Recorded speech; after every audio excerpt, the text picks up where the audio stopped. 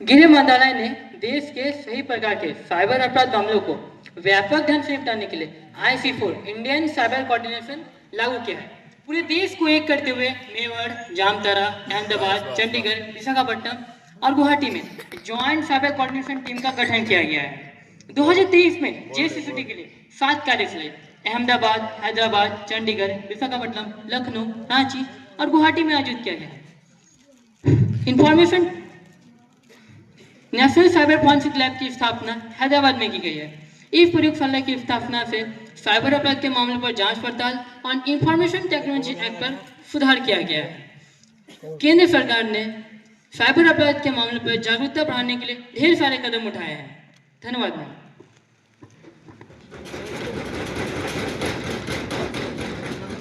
Question number 103 by mister Rehan.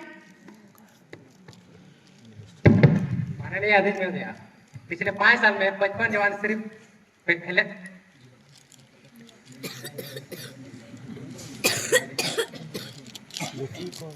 देखिए 55 जवान सिर्फ प्लेन और हेलीकॉप्टर क्रैश की वजह से शहीद हुए। क्या हमारे जवान की जान इतनी सस्ती है? क्या रक्षा मंत्री ये बताने की कृपा करें कि वायुसेना के हेलीकॉप्टर फाइटर प्लेन क्रैश हो रहे, इन फाइटर प्लेन में ऐसे क्या खामियां कि ये दुर्घटनाएं बार-बार रहे और इससे कहीं ना कहीं हमारे सेनाओं का मनोबल टूटता है। और साथ ही साथ मैं ये जानना चाहूंगा कि देश में रक्षा क्षेत्र के विकास के लिए सरकार द्वारा क्या क्या कदम उठाए जा रहे हैं। धन्यवाद। Defence minister miss Soni please. माननीय अध्यक्ष महोदय, मैं आपके माध्यम से इस पूरे सदन को यह बताना चाहती हूँ कि हमारी सरकार को हमारे देश के वीर सपूतों की चिंता है। क्या खास चिंता है? अगर इतनी चिंता होती तो हमारे जवानों की जान बॉर्डर के बदले बादलों में शहीद नहीं होते। अरे आप शांति से बैठिए, पहले हमारी पूरी बात सुनिए। हमारी सरकार को हमारे देश के वीर सपूतों की चिंता है, तभी जल्द से जल्द इन सभी दुर्घटनाओं की जांच की जा रही है और इनकी पुनरावृत्ति न हो, इस विषय में कठोर कदम उठाए जा रहे हैं। सरकार ने पिछले कुछ वर्षों में कई नीतिगत पहल की है और रक्षा उपकरणों को स्वदेशी करने की कोशिश की है। देश को डिफेंस मैन्युफैक्चरिंग में सेल्फ डिपेंडेंट बनाने का प्रयास जारी है। प्रयास जारी है? इसका क्या मतलब है? क्या आप लोग बस यूं ही प्रयास करते रहेंगे और हमारी जवानों की जान जाती रहेगी? ऑनरेबल स्पीकर मैम, अब तो हमारा तिरंगा झंडा भी ये पूछने लगा है कि क्या बात है भारत, आजकल मैं फहराने से ज्यादा कफन में दफनाने के काम आ रहा हूँ। House silence please. Miss Devi Sri, आप ऐसा बीच में नहीं बोल सकते, उनको पूरा बोलने का मौका दे। Thank you ma'am. Defence acquisition procedure 2023 के तहत प्राइवेट संस्थानों में कैपिटल इन्वेस्टमेंट इंडस्ट्रियल लाइसेंसिंग को फॉरेन कंपनी 74% FDI की अनुमति देकर लिबरलाइजेशन करना, मेक इन इंडिया को प्राथमिकता और साथ ही साथ उत्तर प्रदेश और तमिलनाडु में एक डिफेंस इंडस्ट्रियल कॉरिडोर की स्थापना, उद्योग और स्टार्टअप के लिए डिफेंस रिसर्च एंड डेवलपमेंट की शुरुआत की गई है। Thank you ma'am. देख रहे हैं विनोद, कैसे अंग्रेजी बोल बोल के बातों को घुमाया जा रहा है। अरे अगर अंग्रेजी समझ में नहीं आती तो डिक्शनरी लेके बैठा करो। House silence please. इतनों को ऐसा अंग्रेजी बोलकर चुप कराएंगे? जनता जवाब मांग रहे। माननीय अध्यक्ष महोदय, एक बात यह भी सत्य है कि आज हमारे पास राफेल तो है पर गरीबों के घर में राशन नहीं, सत्ता चलाने वाले शासक तो है, देश में आत्मानुशासन नहीं। समस्या हर बात पर है पर समाधान सरकार के पास नहीं। ऐसी सरकार को तो इस्तीफा दे देनी चाहिए। House silence please. Speaker ma'am, ये सरकार भी हमसे इस्तीफा मांग रही है, जबकि वही पार्टी है जिनके सरकार के टाइम पर पाकिस्तान कश्मीर का एक हिस्सा ले गया, चाइना अक्सर चीन पर कब्जा कर लिया और इनको कुछ पता भी नहीं चला। और ये बात भी मैं आपको अच्छे से बता दूं कि ये पार्टी अभी तक 2002 के पार्लियामेंट अटैक और 2008 की मुंबई अटैक का भी जवाब नहीं दे पाया। और तो इतना सब होने के बाद ये सरकार हमसे इस्तीफा मांग रही है। हमारी सरकार तो वो सरकार है जो 2 बार सर्जिकल स्ट्राइक और 1 बार एयर स्ट्राइक करके पूरी दुनिया को बताया है कि ये नया हिंदुस्तान है जो घर में घुसेगा भी और मारेगा भी। House silence please. Question number 104 by miss Anvesha. माननीय अध्यक्ष महोदय, मैं आपके माध्यम से जनजातीय मंत्री से एक प्रश्न करना चाहती हूँ। तो जनजातीय कार्य मंत्री यह बताते जनजातीय बच्चों को उनके आसपास के क्षेत्रों में गुणवत्तापूर्ण शिक्षा प्राप्त करने की सुविधा प्रदान के लिए क्या कोई कार्यक्रम तय किए जा रहे? यदि हाँ तो तत्संबंधी ब्यौरा क्या? Tribal minister miss Priyanka please. माननीय अध्यक्ष महोदय, मैं आपके माध्यम से विपक्ष के दल को यह बताना चाहती हूँ कि ट्राइबल में से जनजातीय बच्चों को उनके आसपास के क्षेत्रों में क्वालिटी एजुकेशन देने के साथ साथ विदेश में पढ़ने की सुविधा देने के लिए अनेक प्रोग्राम चला रही है, जैसे एकलव्य मॉडल रेसिडेंशियल स्कूल, अनुसूचित जनजाति छात्रों के लिए प्री मैट्रिक स्कॉलरशिप, अनुसूचित जनजाति छात्रों के लिए पोस्ट मैट्रिक स्कॉलरशिप, अनुसूचित जनजाति छात्रों के लिए नेशनल ओवरसीज स्कॉलरशिप आदि सारी योजनाओं का संचालन कर रहा है। स्पीकर मैम, आदिवासियों का असली ख्याल तो हमारी सरकार रख रही है, वरना पिछले 70 साल से विपक्षी दल की सरकार ने तो आदिवासियों से लूटा है। Thank you ma'am. हाँ, कितना ख्याल रखा है पता है हमें।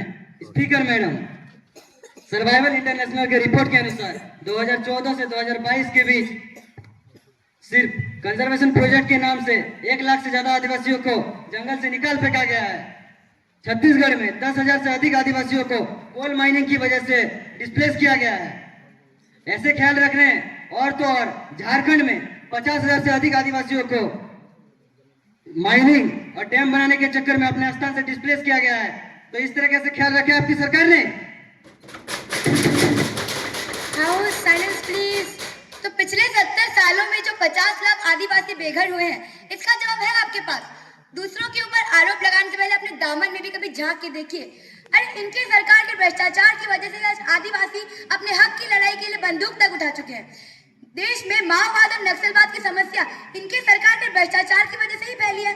आप सब लोग जरा खुद सोचिए, जिन आदिवासियों के पास सही से मलेरिया की गोली तक नहीं पहुंच पाती, उन तक बंदूक की गोली कैसे गई? इसका जवाब है आपके पास। House silence please. हाँ, तो 10 साल से आपकी सरकार क्या कर रही है? हाथ छिल रही है। बंद करो नक्सलवाद को।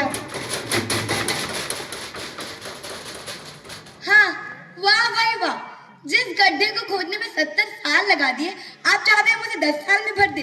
वाह, क्या सुझाव दिया आपने। मेरा दिल तो गार्डन गार्डन हो गया। House silence please.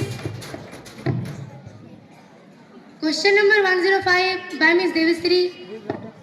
माननीय अध्यक्ष महोदय, मैं आपके माध्यम से शिक्षा मंत्री को यह पूछना चाहती हूँ कि हमारे भारत में शिक्षा में एक रूपता लाने के लिए सरकार क्या कदम उठा रही है? ऐसी कौन सी योजना सरकार के द्वारा लाए गए हैं जिससे हमारे भारत में शिक्षा क्षेत्र में उन्नति हो सके? ये सरकार बातें तो बड़ी बड़ी करती है, लेकिन जमीन पर कुछ दिखाई नहीं देता। यहाँ तक कि केंद्र सरकार के विद्यालयों में भी एक रूपता नहीं दिखाई देती है। एकलव्य मॉडल रेसिडेंशियल स्कूल और जवाहर नवोदय विद्यालय जैसे रेसिडेंशियल स्कूलों में भी एक जैसी प्रणाली नहीं है। ईएमआरएस के विद्यालयों में बच्चों की देखरेख के लिए वार्डन रखे जाते हैं, परंतु जेएनपी में ये कार्य अध्यापकों को दिया गया है। सरकार के द्वारा ऐसा भेदभाव क्यों किया जा रहा है? बात की शिक्षा में एक रूपता और समरूपता ही करते हैं, जबकि धरातल पर सब कुछ नीलवटा सन्नाटा है। Thank you. Education minister miss Ipsita please. माननीय अध्यक्ष महोदय, मैं आपके माध्यम से यह पूरे सदन को यह बताना चाहती हूँ कि हमारी सरकार शिक्षकों को बहुत आदर और सम्मानित भाव में देखती है। यह तो विपक्षी दल है जो समय समय पर उनका निरादर करती रहती है। मैं विपक्षी दल के लिए सिर्फ यही कहना चाहूंगी, जिसकी जैसी सोच वह वैसी कहानी रखता है कि जिसकी जैसी सोच वह वैसी कहानी रखता है। अरे कोई परिंदे के लिए बंदूक तो कोई पानी रखता है। Silence please. अरे वो तो सबको मालूम है कौन बंदूक और कौन पानी रखता है। ऑनरेबल स्पीकर मैम, मैं आपके माध्यम से पूरे सदन को यह बताना चाहूंगी कि ये लोकतंत्र का मंदिर है, कोई कविता पाठ का मंच नहीं। अरे यहाँ तो कम से कम जुमलाबाजी बंद कीजिए। अरे जो जुमलाबाजी आप ही लोग कर रहे हैं ना, आप शांति से बैठे, सब बताया जा रहा है। हमारी सरकार शिक्षा में एकरूपता लाने के लिए अनेक उपाय किए हैं, जैसे कि national education policy 2020, national curriculum framework 2023, one country one board जैसी नीतियों की शुरुआत की है। और रही बात ईएमआरएस और जवाहर नवोदय विद्यालयों में एकरूपता लाने की, हमारी पूरी कोशिश है कि ईएमआरएस की तर्ज पर ही जवाहर नवोदय विद्यालय में भी एकरूपता लिया जाएगी। पहले समय में कॉन्ट्रैक्ट बेसिस पर और बाद में परमानेंट बेसिस पर भर्ती की जाएगी। हाँ तो कीजिए, जल्दी कीजिए ना। हाँ तो करेंगे ना, आप काहे परेशान हो रहे हैं? अरे वो तो सबको दिखाई दे रहा है आप कितना कर रहे हैं और कितना नहीं। आपने पिछले 70 साल में क्या ही उखाड़े थे? आप तो उतना भी नहीं कितने हम किए हैं। क्या हमने 70 सालों में क्या किया? यहाँ दीजिए, मैं आपको बता दूं कि देश में एम्स की स्थापना हमारी सरकार ने ही किया था। आईआईटी की शुरुआत किसने किया था? आपने किया था। अरे वो तो हमने किया था। आप तो अभी चंद्रयान और मंगलयान छोड़ दे रहे हैं, पर उसको बनाने वाले इसरो को बनाया कौन था? हमने बनाया था ना। हाँ तो बनाने से कुछ नहीं होता, उसको चलाना भी होता है, हमने चलाया है। अरे वो तो सबको मालूम है। आप जो ये आदित्य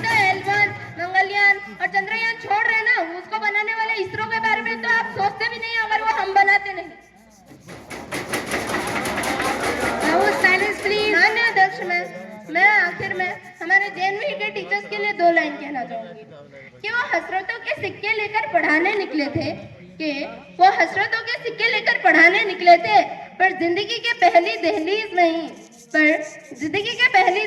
में ही इस हाउस मास्टर की जिम्मेदारी ने उन्हें पूरी तरह से लूट लिया है। शायद आपको पता नहीं है, उसके लिए उनको पैसा भी मिलता है। हाँ तो कितना मिलता है? 1000 नहीं ना, बस 800 रुपए मिलता है। और उस 800 रुपए के चक्कर में आप उन्हें रात के 2 बजे तो डॉर्मेट्री में नहीं बुला सकते हैं ना। उनका भी रहता है, एक इंसान है वो।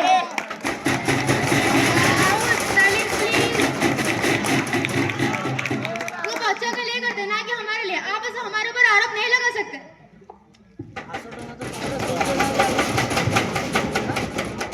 Honorable members, at this stage of proceeding, I have to make an announcement.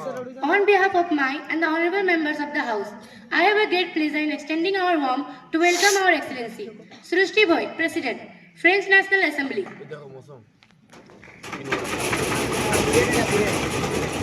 And the honorable members of the French parliamentary delegation who are on a visit to India as our honored guest. The other honorable members of the delegation are Jamini Jyoti, Defense Minister, French Republic; Dilip Meher, Minister of State for Industry, French Republic. The delegation arrived on 27 March 2025 on the invitation of the Parliament of India. They are now seated in the special box. We wish them a happy and fruitful stay in our country. We also convey our warm greeting through them to the government of French Parliament and the people of France. Question number 106 by Ms. Susri Ismail. Honourable speaker ma'am, मैं आपके माध्यम से foreign minister से एक प्रश्न करना चाहती हूँ। क्या फॉरेन मिनिस्टर यह बताने की कृपा करें कि फॉरेन जाने वाले स्टूडेंट एंड यंग प्रोफेशनल्स के कल्याण और सहायता के लिए सरकार के द्वारा किया गया उपायों का ब्यौरा क्या है? Thank you ma'am. Foreign Minister Ms. Ansika, please. Honourable speaker ma'am, मैं आपके माध्यम से पूरे सदन को यह बताना चाहूंगी कि शिक्षा के लिए फॉरेन जाने वाले इंडियन स्टूडेंट्स और यंग प्रोफेशनल्स की सेफ्टी एंड वेलफेयर भारत सरकार की हाईएस्ट प्रायोरिटी में से एक है। विदेश में स्थित Indian mission centre foreign university में पढ़ने वाले भारतीय छात्रों के साथ नियमित संपर्क बनाए रखते हैं। अच्छा, नियमित संपर्क बनाए रखते हैं। तो पिछले 5 सालों में 633 भारतीय छात्रों की जान कैसे गई? Silence please. और वैसे आपकी सरकार के समय किसी की जान नहीं गई, उल्टा हमारी सरकार ने इस विषय पर जांच करके इसे घटाया है। आप पहले मेरी पूरी बात सुनिए। शिक्षा के लिए फॉरेन जाने वाले इंडियन स्टूडेंट्स के लिए इंडियन मिशन सेंटर द्वारा आयोजित प्रोग्राम में भाग लेने के लिए इनवाइट किया जाता है। इसी के साथ साथ एम्बेसी के सीनियर ऑफिशियल्स भी इंडियन स्टूडेंट्स और स्टूडेंट यूनियन के साथ नियमित रूप से बातचीत करने के लिए यूनिवर्सिटीज की विजिट करते हैं और हायर स्टडीज के लिए फॉरेन जाने वाले स्टूडेंट्स और स्टूडेंट यंग प्रोफेशनल्स को अपने यहाँ रजिस्ट्रेशन के लिए प्रोत्साहित भी करते हैं। और तो और कंप्लेंट्स के लिए telephone call, email, social media 24/7 emergency helpline के माध्यम से लगभग वास्तविक समय पर समाधान किया जाता है। Thank you ma'am. House silence please. नहीं तो हमारे बच्चों को कोई परवाह ही नहीं है और हमारे बच्चे विदेश में बेसहारा है। परवाह नहीं है तो मैं आपको एक बार अच्छे से याद दिला दूं कि रशिया यूक्रेन के युद्ध के बीच में 18,000 मेडिकल स्टूडेंट्स को सही सलामत वापस कौन लाया था? आप लाए थे उन्हें? House silence please. वापस तो ले आए पर उनका पढ़ाई तो छूट गया ना। क्या उनको भारत के मेडिकल कॉलेज में एडमिशन मिल गया? मैडम, मैं आपसे ही कहना चाहूंगी कि नजर को बदला जाए तो नजारे तक बदल जाते हैं, सोच को बदला जाए तो सितारे तक बदल जाते हैं। बस्तियों को बदलने की जरूरत नहीं होती, दिशा बदलने से किनारे अपने आप बदल जाते हैं। स्पीकर मैम, अगर सरकार अपनी बजट की सिर्फ 10% भी शिक्षा में खर्च करेगी तो ऐसी नौबत ही नहीं आएगी। आप अपना कश्ती और किनारा आपके पास ही रखिए और शिक्षा के बारे में तो बात ही मत कीजिए। इनकी सरकार ने स्पीकर मैम पिछले 70 सालों में सिर्फ और सिर्फ 7 एम्स बनाए थे। हमने 10 सालों में 16 एम्स बनाए। पिछले 70 सालों में मेडिकल कॉलेजेस की संख्या 368 थी और आज 706 तक पहुंच चुकी है। 2014 तक एमबीबीएस की सीट 51,000 थी और आज 1,07,000 है।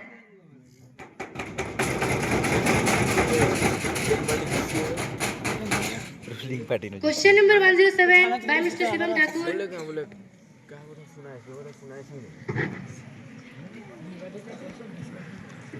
माननीय अध्यक्ष महोदय, मैं आपके माध्यम से खेल मंत्री से प्रश्न करना चाहूंगा कि क्या खेल मंत्री बताने की कृपा करेंगे कि हमारे देश में ग्रामीण क्षेत्र में खेल में रुचि बढ़ाने के लिए सरकार ने क्या क्या कदम उठाए हैं और इसका तत्संबंधित ब्यौरा क्या है? धन्यवाद ma'am. Sport minister mister Gauri Shankar please.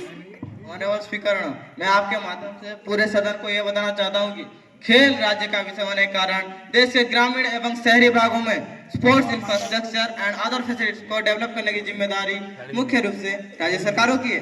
हमारी सरकार तो उनके प्रयासों में सहायता करती है और हमारा यह वादा है कि बहुत जल्द भारत एक स्पोर्ट्स हब बनेगा। Thank you.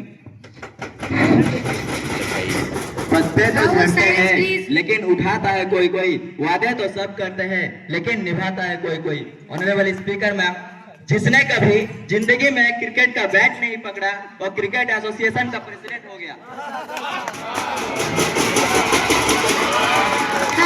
Silence please. जिसने कभी जिंदगी में गोल नहीं किया और फुटबॉल एसोसिएशन का प्रेसिडेंट बन गया। ऐसा कैसे चलेगा? अरे निकाल फेंकिए ऐसे राजनेताओं को। Silence please. मैं सभी से एक अनुरोध करना चाहता हूं कि एक ऐसा नियम बनाया जाए जिसमें कि सारे राजनेताओं को खेलों से दूर रखा जाए, तभी जाके हमारे देश के खिलाड़ी पूरे दुनिया पे राज करेंगे। अरे आप बताएंगे हमें खेल क्या होता है? पिछले 70 साल में आपने क्या है वो तो हमारी सरकार है जो देश के लिए कई सारी योजनाएं लाई है। खेलो इंडिया, राष्ट्रीय खेल महासंघ की सहायता, इंटरनेशनल स्पोर्ट्स इवेंट्स में जीतने वाले खिलाड़ी और उनके कोचेस को विशेष पुरस्कार, राष्ट्रीय खेल पुरस्कार और स्पोर्ट्स अथॉरिटी ऑफ इंडिया के माध्यम से खेल प्रशिक्षण केंद्र, और इन सभी का विवरण स्पोर्ट्स मिनिस्ट्री और स्पोर्ट्स अथॉरिटी ऑफ इंडिया की वेबसाइट में पब्लिक डोमेन में उपलब्ध है, जाकर पढ़ लो।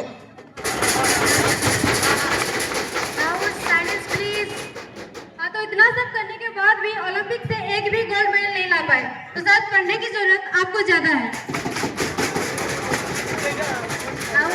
Please. Honourable speaker madam, Olympic के रेस में हम भी थे शामिल, सपनों में कर रहे थे सोने चांदी को हासिल, मगर हकीकत में हम कुछ ऐसा खेले हर बार पदक से दूर ही चले। मेडल के सपने देखते थे दिन रात, मगर हकीकत में खाली रह गया हमारा हाथ। खेल नीति के दस्तावेज है बड़े शानदार, मगर मैदान में खिलाड़ी थे बेवश और लाचार। माननीय अध्यक्ष महोदय, क्या खेल मंत्री ये जानकारी दे सकते हैं कि हाल ही के ओलंपिक खेलों में भारत का प्रदर्शन कैसा रहा और कुल कितने पदक जीते गए, तथा भारत को भविष्य में एक शेर खिलाड़ी राष्ट्र बनाने के लिए सरकार की दीर्घकालिक योजनाएं क्या क्या है? धन्यवाद। 2024 पेरिस ओलंपिक के तहत भारत ने कुल 6 पदक जीते हैं, जिनमें से 1 सिल्वर और 5 ब्रॉन्ज मेडल शामिल है।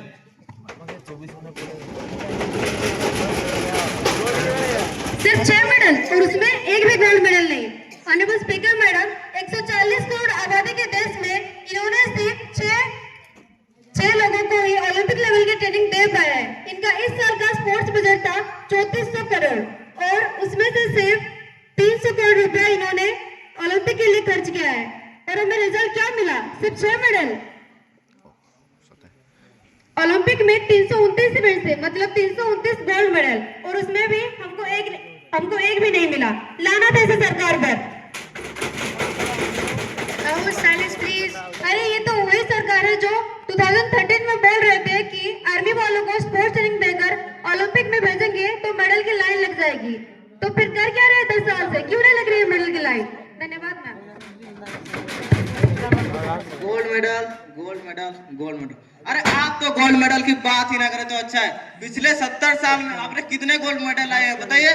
सिर्फ 5, और वो भी साइलेंस प्लीज।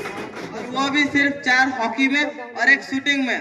उस समय भी ओलंपिक्स में 300 से ज्यादा इवेंट्स होते थे ना, तो आप कैसे पीछे रह गए बताइए? मैं आपको एक बताना चाहता हूँ कि 2012 के लंदन ओलंपिक के तहत भारत ने एक भी गोल्ड मेडल नहीं जीता। तब आप क्या कर रहे थे? मेडल छीन रहे थे। Silence please. और 2024 के एथेंस ओलंपिक्स में भारत ने सिर्फ 1 ही मेडल जीता था। इसका जवाब है आपके पास? ऑनरेबल स्पीकर, मैं आपको यह बताना चाहता हूँ कि खिलाड़ियों के उच्चतम उच्चतम सुविधा के लिए भारत सरकार द्वारा कई सारे महत्वपूर्ण कदम उठाए जा रहे हैं, जिनमें खेलो इंडिया और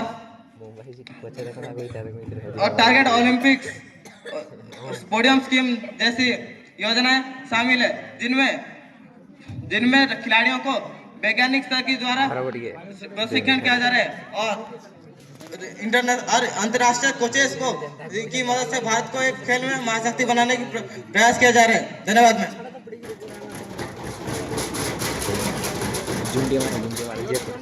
question number 108 by mister Srinivas. Honourable speaker ma'am, मेरा प्रश्न पर्यावरण मंत्री से ये है कि एयर क्वालिटी इंडेक्स का बढ़ता स्तर, नालों में परिवर्तित होती नदियां और गांव बड़े कुछ और बाहर देखकर भी सरकार क्या चुप है? क्या सरकार वास्तव में जनता के प्रति कर्तव्य को पूरा कर राज करना सीख गई है? जलवायु परिवर्तन के बढ़ते स्तर को कदम देखते हुए सरकार ने क्या क्या कदम उठाए हैं और कोई विशेष योजना है जो हमारे हर विद्यालय के छात्रों के लिए पर्यावरण प्रति जागरूक बनाए रखे? धन्यवाद ma'am. Environment minister miss Varsha please. माननीय सदस्य, आपके प्रश्न के लिए धन्यवाद। सरकार जलवायु परिवर्तन और पर्यावरण संरक्षण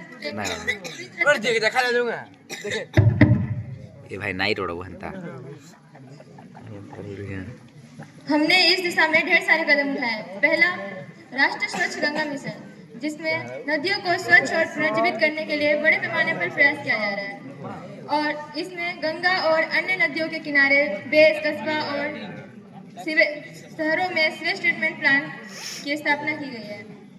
दूसरा, वेस्ट मैनेजमेंट एंड रिसाइकल। हर गांव और शहर में वेस्ट मैनेजमेंट पर विशेष ध्यान दिया जा रहा है। हमने स्वच्छ भारत मिशन के तहत ठोस कचरे के संग्रह और रिसाइकल के लिए प्रभावी प्रणाली के विकसित किए गए हैं। तीसरा, जलवायु परिवर्तन से निपटने के लिए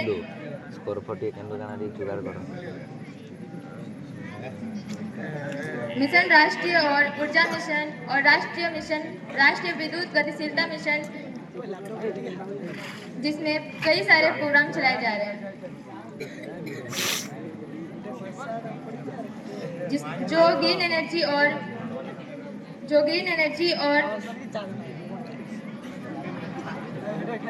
को बढ़ावा देने और कार्बन उत्सर्जन को कम करने में प्रयास सहायक है। धन्यवाद ma'am. Question number 109 by miss Soni Shah. Honourable speaker ma'am, जब हम पैसा कमाते हैं तो इनकम टैक्स भरते हैं। उस इनकम से हम गाड़ी खरीदते हैं, गाड़ी खरीदने पर जीएसटी देते हैं, गाड़ी खरीदते हैं तो सरकार हमसे रोड टैक्स वसूलता है, फिर रोड डेवलपमेंट सेस भी लेता है। अब आप मोटर इंश्योरेंस कराएंगे तो उसमें भी जीएसटी लेता है। अब आप पेट्रोल या डीजल भराएंगे तो उसमें भी वेट और सेस लेता है। इतने सारे टैक्स, अंत में आप गाड़ी को सड़क पे चलाएंगे तो टोल टैक्स के नाम पे जनता से पैसा वसूला जाता है। इतने सारे टैक्स लगा के हम आम आदमियों का खून चूस रहे हैं। आज आम आदमियों का सबसे बड़ा प्रॉब्लम है टोल टैक्स। सांसद और मंत्रियों को टोल टैक्स नहीं देना पड़ता है, हमें छूट है टोल टैक्स से, लेकिन आम आदमियों को हर जगह टोल टैक्स देना पड़ता है। एक रिपोर्ट के मुताबिक हाईवे पर 2 रुपए किलोमीटर टोल टैक्स जनता को भरना पड़ता है। माननीय अध्यक्ष महोदय, क्या सड़क परिवहन और राजमार्ग मंत्री ये बताने की कृपया करेंगे कि क्या सरकार ने भारतीय राष्ट्रीय राजमार्ग प्राधिकरण NHAI द्वारा वसूले जा रहे उस टोल प्रभाव के विरोध प्रदर्शन पर ध्यान दिया है? यदि हाँ तो तत्संबंधित ब्यौरा स्पष्ट करे।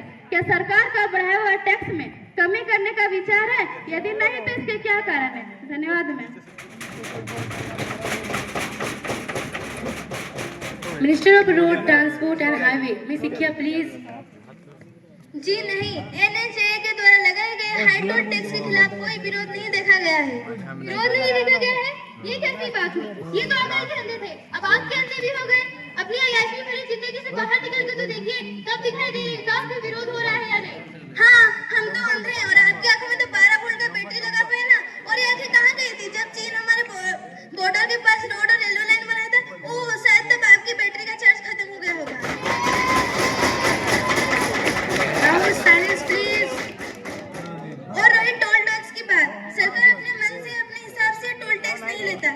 नेशनल हाईवे फीस 2008 के हिसाब से टैक्स लेता है और ये नियम तो आपकी सरकार ने बनाया है ना।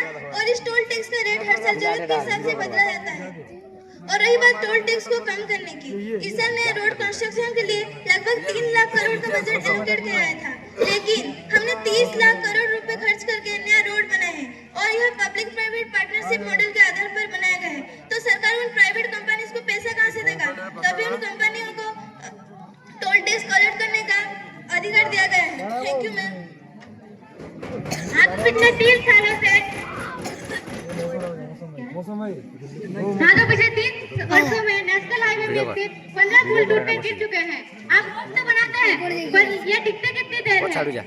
आए दिन रोड में गड्ढे के कारण रोड एक्सीडेंट होते जा रहे हैं और इन रोड एक्सीडेंट में इंडिया सबसे पहले है। आप और आपकी सरकार जनता को बेवकूफ बनाती है और उनसे पैसा लूटकर अपने व्यापारी मित्र अंबानी की तिजोरी भरती है। ऐसा करते हुए आपको बिल्कुल भी शर्म नहीं होती? House silence please. Question number 110 by Mr. Shivam Pal. माननीय अध्यक्ष महोदय, आज हमारे देश में कुपोषण एक महामारी का रूप ले रहा है, जिसका शिकार बने हैं माताएं, बच्चे एवं किशोरियां। जब जिजाबाई जैसी माताओं को पोषण नहीं मिलेगा तो शिवाजी कैसे जन्म लेगा? जब प्रभावती बोस जैसी माताएं कुपोषण का शिकार होंगे तो सुभाष बोस कहां से आएंगे? जब जयंता बाई के शरीर में खून की कमी होगी तो वो महाराणा प्रताप को कैसे जन्म देगी? जब विद्यावती कौर जैसी माताओं को पोषण नहीं मिलेगा तो भगत सिंह कहां से आएंगे? माननीय अध्यक्ष महोदय, मैं आपके माध्यम से women's and child development minister से यह सवाल पूछना चाहूंगा कि भारत में कुपोषण को दूर करने के लिए क्या क्या कदम उठाए गए हैं? धन्यवाद ma'am. Minister of Women and Child Development, Miss Mamuni, please. कुपोषण से लड़ने के लिए हमारी सरकार व्यापक योजनाएं चला रही है, जैसे mission Poshan 2.0, integrated child development service scheme, Pradhanmantri Matru Vandana Yojana, scheme for adolescent girls, mothers absolute affection, Poshan Vatika आदि योजनाएं हमारी सरकार के द्वारा पूरे देश में जोर शोर से चलाए जा रहे हैं। धन्यवाद। Any supplementary question, Mr. Shivam Pal? Yes ma'am.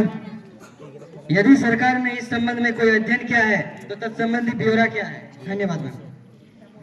पूरे देश से न्यूट्रिशन इंडेक्स के डाटा को health and family welfare ministry समय समय पर जांच और एनालिसिस करता है। NHFS 5 की हालिया रिपोर्ट के अनुसार NHFS 4 की तुलना में 5 वर्ष से कम आयु के बच्चों के न्यूट्रिशन इंडेक्स में सुधार हुआ है। धन्यवाद। अगर इतने सुधार देखा गया है तो ग्लोबल हंगर इंडेक्स में भारत का स्थान 105 नंबर पर कैसे, वो भी 127 देश में? Speaker ma'am, global hunger index में नेपाल, श्रीलंका, बांग्लादेश जैसे देश भी भारत से आगे।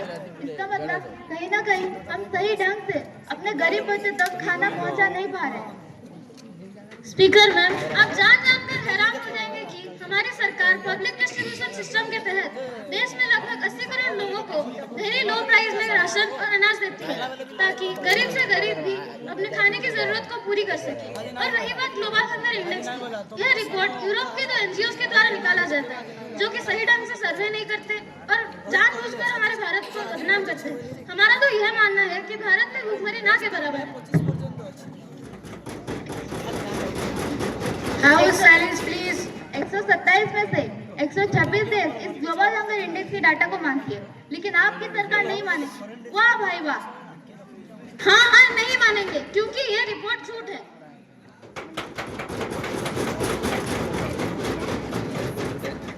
Question number 111 by Miss Mansi Pradhan. Thank you, ma'am, for giving me the chance to raise my issue. Will the Minister of Civil Aviation be pleased to state the number of airports redeveloped and upgraded under the UDAN scheme during the last 5 years, including this year?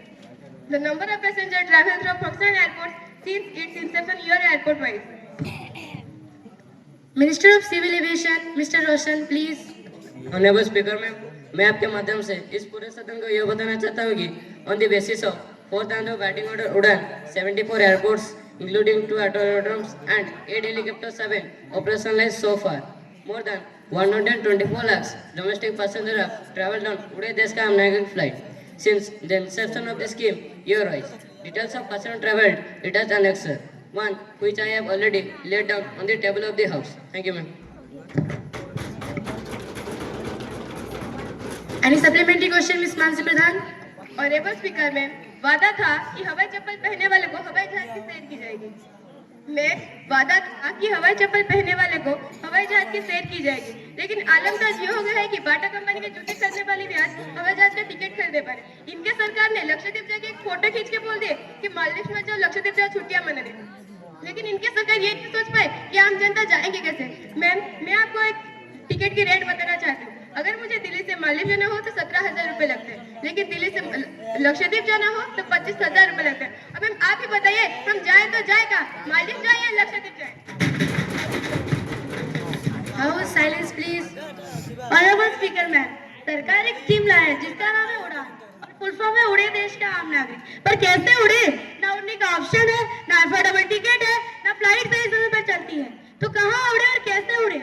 आज airport में खाना इतना महंगा हो गया है कि एक साधारण सा पानी का बोतल जो एयरपोर्ट जो 20 रुपए के बाजार में मिलता है, वो एयरपोर्ट के फूड आउटलेट पर 100 रुपए की मिलती है। आज यात्री जो इंतजार कर रहे हैं अपने फ्लाइट का, वो पानी पीकर पेट भरे हैं, क्योंकि कहीं उनको 250 रुपए की चाय और 350 रुपए की समोसा न खरीदना पड़ जाए। क्या सरकार को इसके ऊपर कोई रेगुलेशन नहीं लाना चाहिए, या फिर ये सरकार ऐसे ही बैठे बैठे देखती रहेगी? Thank you. House silence please. Honourable speaker ma'am, पहले तो एयरलाइंस को रेलवे के साथ तुलना नहीं कर सकते हैं, क्योंकि सारे के सारे एयरलाइंस प्राइवेट कंपनी है और उनका मेन ऑब्जेक्टिव तो प्रॉफिट कमाना होता है। दूसरी बात, सभी एयरलाइंस को मेंटेन करने के लिए पैसा भी तो बहुत खर्च होता है, तो जाहिर सी बात है कि पैसा भी पैसेंजर से ही लिया जाएगा। और रही बात फूड प्राइजेस की, तो उसके लिए जल्द से जल्द एक रेगुलेटरी बॉडी का गठन किया जाएगा। धन्यवाद मैम।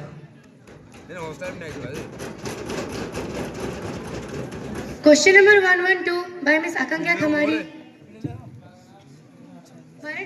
माननीय अध्यक्ष महोदय, मैं आपके माध्यम से पेट्रोलियम और प्राकृतिक गैस मंत्री से ये प्रश्न पूछना चाहती हूँ कि क्या सरकार को ये जानकारी है कि रसोई गैस की कीमत में भारी बढ़ोतरी हुई है? यदि हाँ, तो इस मूल्यवृद्धि को कम करने के लिए और रसोई गैस की कीमत में 1 रुपया लाने के लिए सरकार द्वारा क्या क्या कदम उठाए जा रहे हैं? धन्यवाद ma'am. Minister of petroleum and natural gas mister Krishna please. माननीय अध्यक्ष महोदय, मैं आपके माध्यम से पूरे सदन को यह बताना चाहती हूँ कि भारत अपने डोमेस्टिक एलपीजी के कनेक्शन का 60% से भी ज्यादा बाहर से इंपोर्ट करता है। देश में एलपीजी का मूल्य इंटरनेशनल मार्केट प्राइस से जुड़े हुए हैं, तथापि सरकार घरेलू इस्तेमाल के लिए एलपीजी का मूल्य घटाते बढ़ाती रहती है। घटाती है? आपकी सरकार तो सिर्फ दाम बढ़ाती है। ऑनरेबल स्पीकर मैम, 2014 में एलपीजी सिलेंडर का प्राइस 414 रुपए था, जिसका कीमत आज बढ़ाकर 1100 से भी ज्यादा हो चुका है। तो ये सरकार कहाँ कीमत घटाती है? ये सरकार तो सिर्फ दाम बढ़ाती है और जनता को लूटती है। बेचारा गरीबों के घर में चूल्हा भी ढंग से चल नहीं पाता है, सिर्फ और सिर्फ इस सरकार की वजह से। House silence please. इसके अलावा सरकार ने केवल गरीब परिवारों के लिए सब्सिडी भी शुरू की है, जिसमें अगर वो 1100 रुपए देकर एक सिलेंडर खरीदते हैं तो 300 रुपए सब्सिडी कंज्यूमर के बैंक खाते में जमा कर दी जाती है। 21 मार्च 2022 में सरकार ने वर्ष 2022-23 और 23-24 के लिए प्रधानमंत्री उज्ज्वला योजना शुरू किया है। इसमें डोमेस्टिक एलपीजी का मूल्य 800 है और 300 रुपए बैंक गरीबों के सब्सिडी के रूप में जमा कर दी जाती है। Thank you ma'am.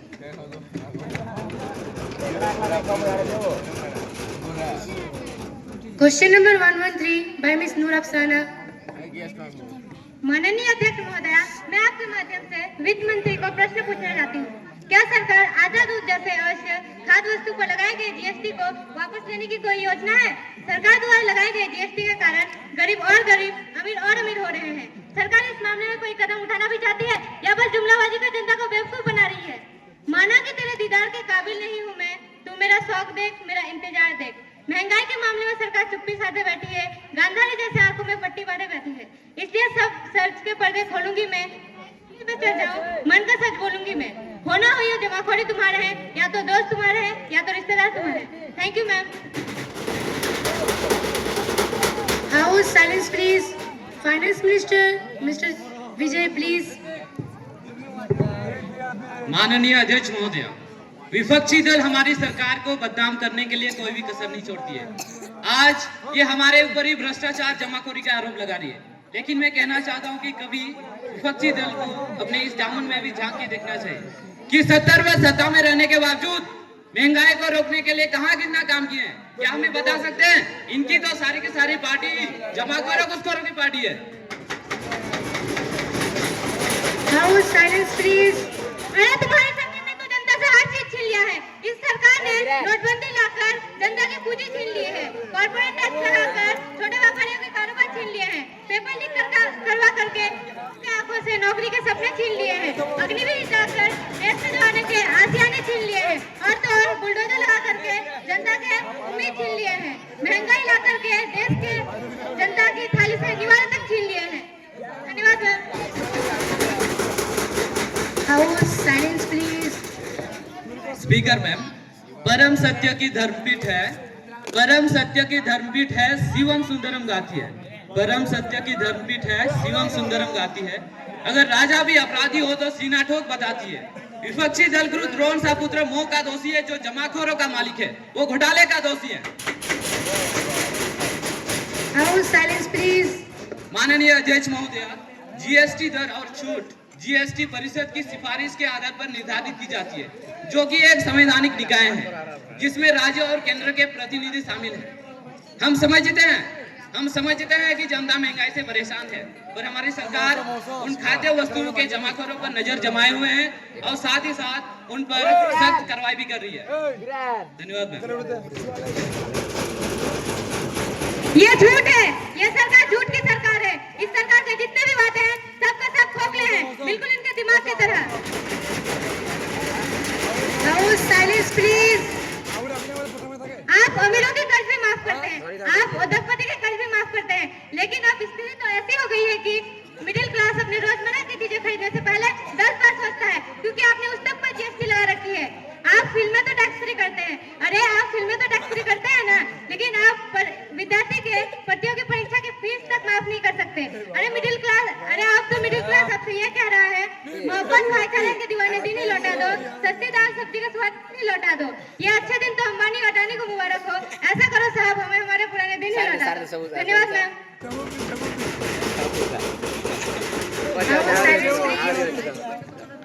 Message from the upper chamber.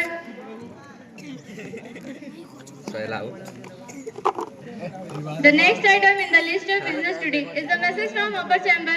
Secretary General to report the message from upper chamber of Youth Parliament.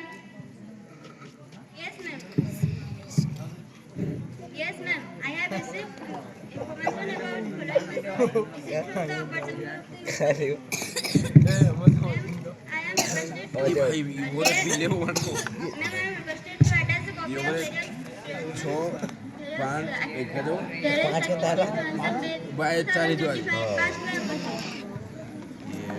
Secretary General, lay on the table a copy of bill as passed by the upper chamber of Youth Parliament.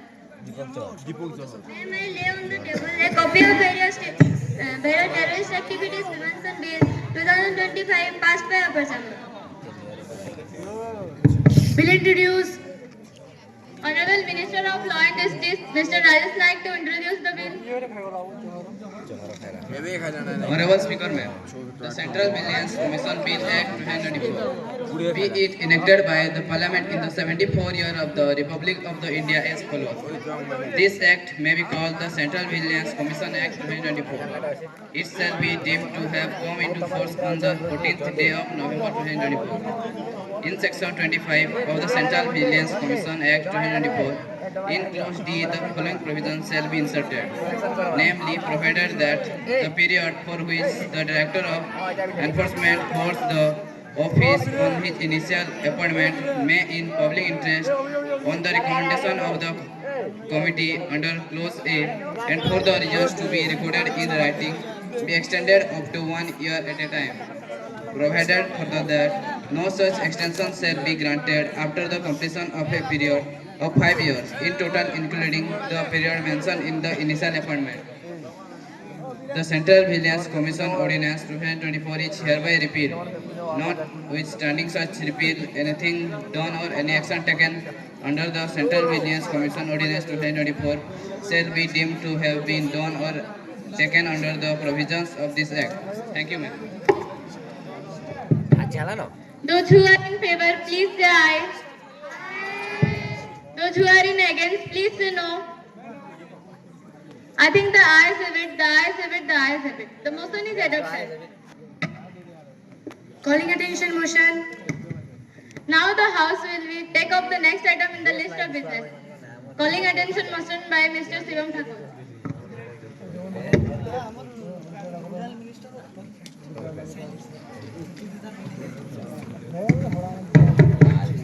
माननीय अध्यक्ष महोदय, आए दिन भारत में किसी न किसी जगह रेल दुर्घटनाएं होती रहती है।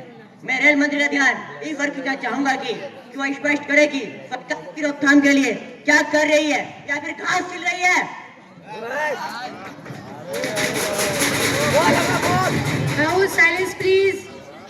माननीय अध्यक्ष महोदय, मैं आपके माध्यम से पूरे सदन को बताना चाहता हूं कि भारतीय रेल तंत्र विश्व का दूसरा सबसे बड़ा रेल तंत्र है। इसके अंतर्गत 1,14,000 किलोमीटर लंबी रेल लाइनों का विस्तार है। रोजाना करोड़ों संख्या में लोग रेल से यात्रा करते हैं।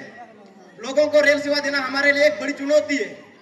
इस वर्ष कुल मिलाकर अब तक 15 रेल दुर्घटनाएं हो चुकी है, जिसमें 40 लोग मारे गए थे तथा 80 लोग घायल हुए थे। हमारी सरकार रेल दुर्घटनाओं को रोकने के लिए कई कदम उठा रहे हैं ताकि आम जनता रेल सेवा का अच्छी व सुरक्षित तरीके से लाभ उठा पाए।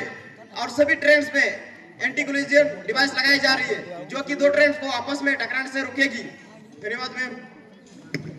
Honorable Speaker मैम, हमारे भारत में 65,000 किलोमीटर की रेलवे नेटवर्क है, जिसमें से सिर्फ 1400 किलोमीटर की रेलवे नेटवर्क पे ही ये डिवाइस लगाया गया है, जो कि 2% से भी कम है। अगर सरकार पिछले 10 सालों में सिर्फ 2% का ही काम किया है, तब तो काम पूरे होने में 500 साल लग जाएंगे। क्या तब तक लोग यूं ही मरते रहेंगे? House silence please. पिछले 70 सालों में तो आपसे सरकार तो 2% भी काम नहीं किए थे। माननीय अध्यक्ष महोदय, मैंने यह सदन के माननीय सदस्यों द्वारा लगातार हो रही रेल दुर्घटनाओं के मुद्दों को ध्यानपूर्वक सुना। इन रेल दुर्घटनाओं के मुद्दों को लेकर हमने पहले भी रेल मंत्रालय के अधिकारियों के साथ बैठक की है। इन रेल दुर्घटनाओं के मुख्य कारण है यांत्रिक खराबी और सिग्नल की विफलता। इन सब से निपटने के लिए हमने तुरंत मशीनरी को तुरंत बदलने का निर्णय लिया है। और दूसरा मुख्य कारण है मानवीय लापरवाही। इसे कम करने के लिए हमने कुशल प्रशासन द्वारा रेल मंत्रालय के अधिकारियों और कर्मचारियों की कार्य क्षमता बढ़ाने का निर्णय लिया है। धन्यवाद मैम।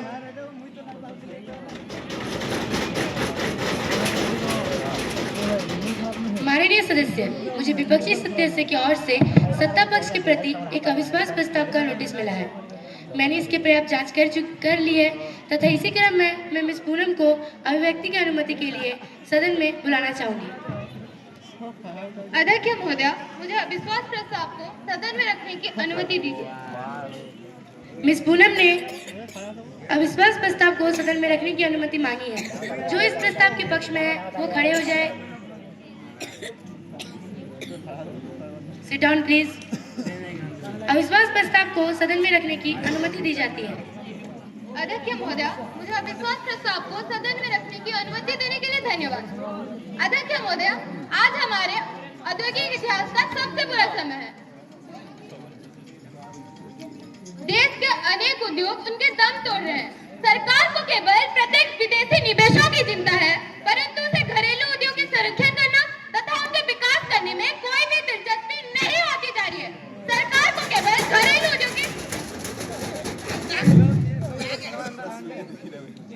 उद्योग बंद होने की कगार पर है। यह सरकार घरेलू उद्योग को बचाने के लिए कुछ भी नहीं करी है।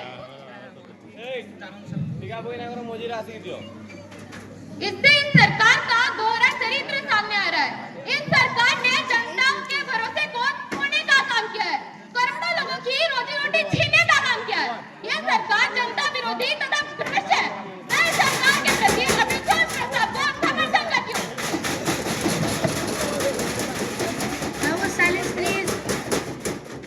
स्पीकर मैम, विपक्ष के द्वारा जो भी आरोप हमारी सरकार पर लगाई गई है वह सरासर गलत है। अतः ये विरोधियों का तो काम है विरोध करना। इनका दूसरों के ऊपर गंदे आरोप लगाना इनका तो आदत ही बन चुकी है। अध्यक्ष महोदय, मैं विपक्षी दल के लिए यह कहना चाहती हूँ कि सच्चाई की राह पर ना कभी उतरते हैं। ये विरोधी हमेशा भीड़ में ही खो फैलाते हैं।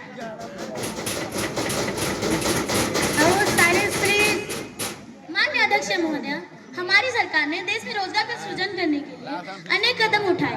इनमें देश को आत्मनिर्भर बनाने और रोजगार का अवसर पैदा करने के लिए बताई गई विभिन्न योजनाएं शामिल हैं, जैसे आत्मनिर्भर भारत रोजगार योजना, प्रधानमंत्री रोजगार प्रोत्साहन योजना, राष्ट्रीय करियर सेवा आदि योजनाएं शामिल हैं।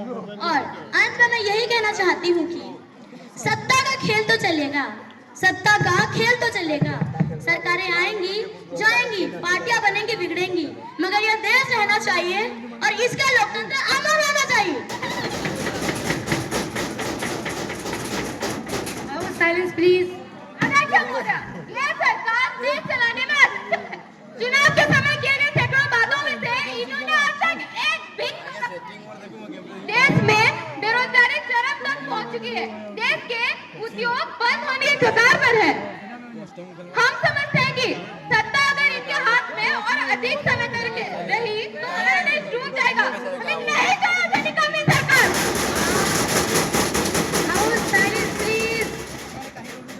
ऐसी सरकार को तो अभी के अभी इस्तीफा ले लेना चाहिए।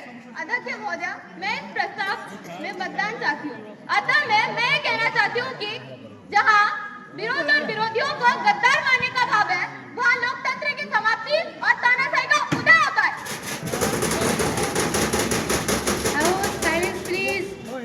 माननीय अध्यक्ष महोदय, ये हमारे ऊपर अविश्वास प्रस्ताव का समर्थन कर रहे हैं, हमारे ऊपर आरोप लगा रहे हैं। वाह, सो pleasure, how great it is. वाह, जबकि ये सरकार भी पिछले 70 साल में कुछ नहीं उखाड़ा है। माननीय अध्यक्ष महोदय, मैं आपके माध्यम से पूरे सदन को बताना चाहती हूँ कि देश में 2014 में 74 एयरपोर्ट्स थी और आज 150 एयरपोर्ट्स हैं। देश में 2014 में 5 शहरों में मेट्रो थी और आज 20 शहरों में मेट्रो है। 2014 में 450 यूनिवर्सिटीज थी और आज 1100 हैं। 2014 में 96,000 किलोमीटर का नेशनल हाईवे थी और आज 1100 है। आपने कभी वंदे भारत का नाम भी सुना था? नहीं ना। 2014 में 0 वंदे भारत थी और आज 41 वंदे भारत है। 2014 में हमारी भारत की अर्थव्यवस्था एक लड़खड़ाती अर्थव्यवस्था थी और आज हम दुनिया की 5वीं बड़ी अर्थव्यवस्था बन गए और आने वाले समय में हम दुनिया की 3री बड़ी अर्थव्यवस्था बन जाएंगे।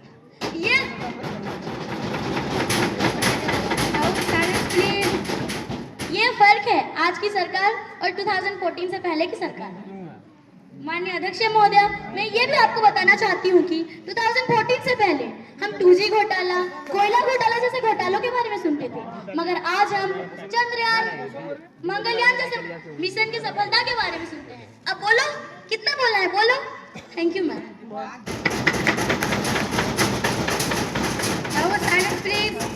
माननीय सदस्य, अपने सत्ता पक्ष तथा विपक्ष पक्ष दोनों को सुना है। मैं इस प्रस्ताव को दोहराती हूँ कि यहाँ मंत्रिपरिषद अविश्वास प्रस्ताव को प्रकट करता है। जो इस प्रस्ताव के पक्ष में है वो हाँ कहकर अपना समर्थन करे,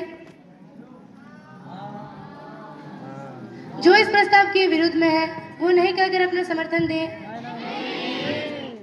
मैं समझती हूँ नहीं का बहुमत है, प्रस्ताव खारिज होता है। अतः सदन को 2 अप्रैल 2025 तक स्थगित किया जाता है। धन्यवाद।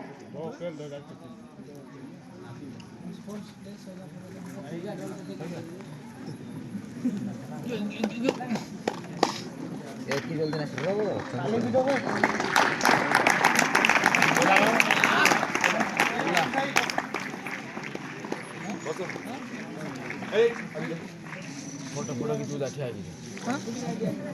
फोटो की जो